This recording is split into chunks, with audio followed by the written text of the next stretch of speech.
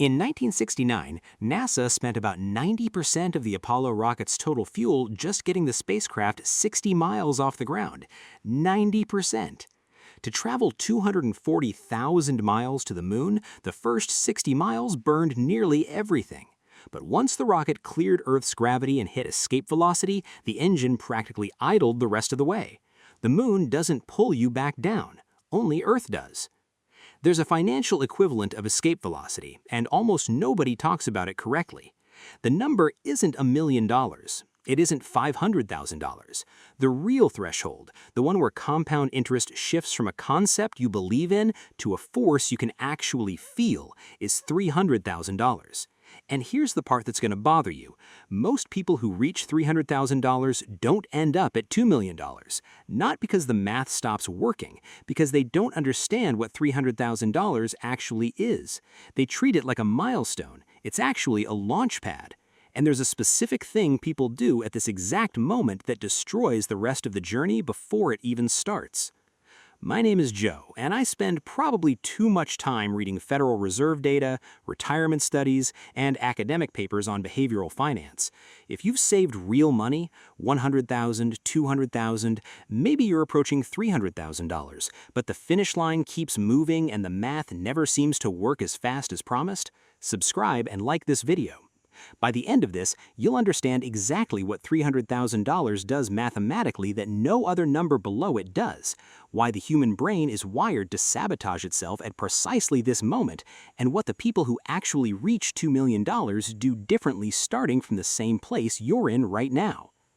Think about that rocket. You've been burning fuel for years, skipping vacations, driving the same car, maxing the 401k while coworkers buy lake houses, and then you hit $300,000 and you think, I've been disciplined for a decade. Surely I've earned something now.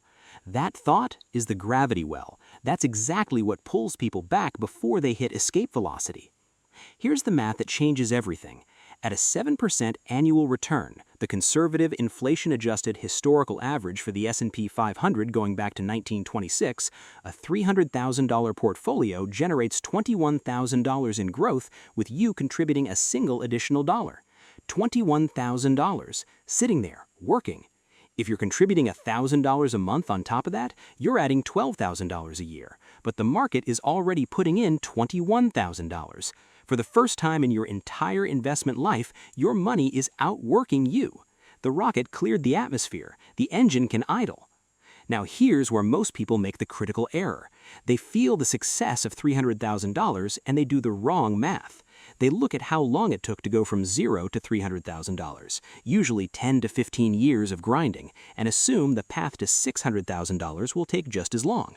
So they decide they've earned a reward: the nicer apartment, the car lease, the international vacation instead of domestic. They don't cash out, they just stop feeding the account as aggressively. Maybe $600 or $800 a month quietly redirects toward lifestyle. It feels completely reasonable. They're not blowing everything up, they're just living a little. But here's what they don't see. At 7% returns, $300,000 doubles to $600,000 in about 10.2 years, with no contributions at all. Add just $500 a month, and you get there in 8.4 years. But if lifestyle creep drains investment capacity to near zero, that 10-year doubling becomes a 20-year grind. They didn't blow up the rocket, they cut off the fuel supply right after clearing the atmosphere. That's not a modest lifestyle upgrade. That's the most expensive decision they'll ever make, and it will never appear on any bill. There's a historical pattern worth understanding.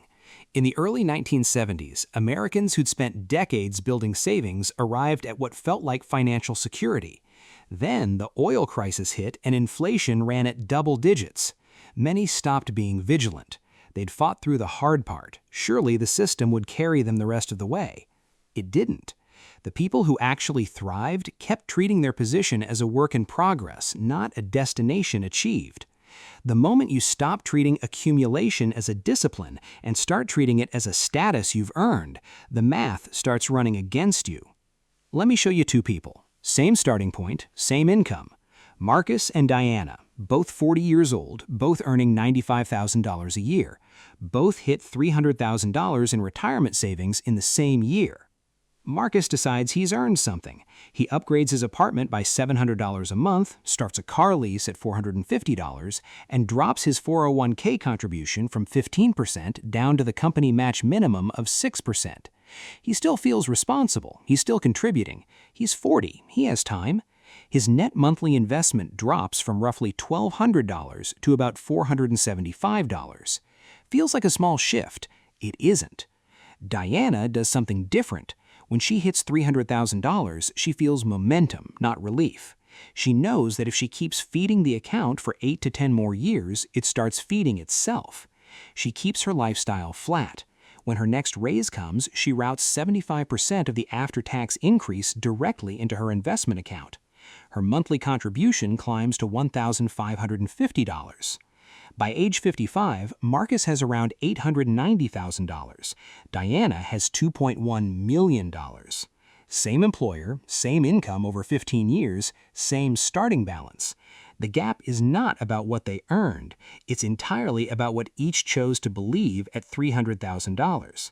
Marcus thought he'd arrived. Diana understood she'd just cleared the atmosphere.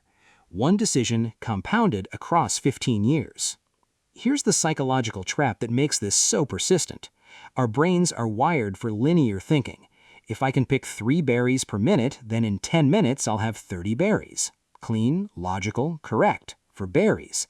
Compound growth does not work that way. The early years feel slow. The later years feel surreal in their speed. Because the early years feel slow, we assume the whole game is slow. We stop right before the pace changes. And $300,000 is almost exactly where the pace changes. In the first decade of saving, your contributions drive the bus. After $300,000, your returns start driving the bus. Contributions become the booster, not the engine. Most people never feel this shift because they introduce just enough lifestyle inflation at this threshold to cancel it out. They pour sand in the engine right as it's reaching operating temperature. So what do the people who actually reach $2 million do? 3 things. First, treat $300,000 as a protection floor, not a reward threshold. Before you hit it, decide explicitly that you will not allow lifestyle inflation to reduce your monthly investment capacity after you cross it. Write it down. Success at this stage is not "I made it," it's "I built the rocket and I'm not drilling holes in it." Second, run a burn rate audit the month you hit $300,000. Pull your last 3 months of actual spending. Identify every category that has crept upward: rent, subscriptions, dining, car payments.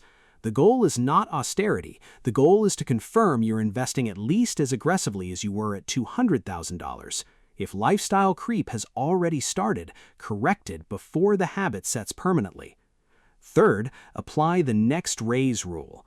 Whatever raise you get after crossing $300,000, allocate 75% of the after-tax increase directly to your investment account before it touches your checking. Let the remaining 25% improve your life. You still feel the raise, your investments accelerate. Neither gets sacrificed. This is how you sidestep the trap without becoming someone who can't enjoy anything. It's not a punishment, it's a commitment to let the math keep running now that it's finally running in your favor. The honest summary of all of this is simple. The difference between the people who stall at $300,000 and the people who ride it to $2 million is not talent, not luck, not income. It's the story they tell themselves about what that number means. One story says, "This is what security finally feels like." The other says, "This is the first moment the math is fighting for me, and the worst thing I can do right now is slow down." Your money cleared the atmosphere. Most people vent the fuel on the way back down. The ones who keep the engine running don't do anything extraordinary. They just understand that the hardest part is behind them, and the most dangerous thing now is celebrating like the game is over. It isn't. It's just starting to get interesting. Subscribe if this changed how you see the number, and if you know someone sitting at $200,000 or $250,000, wondering why the finish line still feels so far away, send them this. The math is already on their side. They just need to understand what happens when they let it run.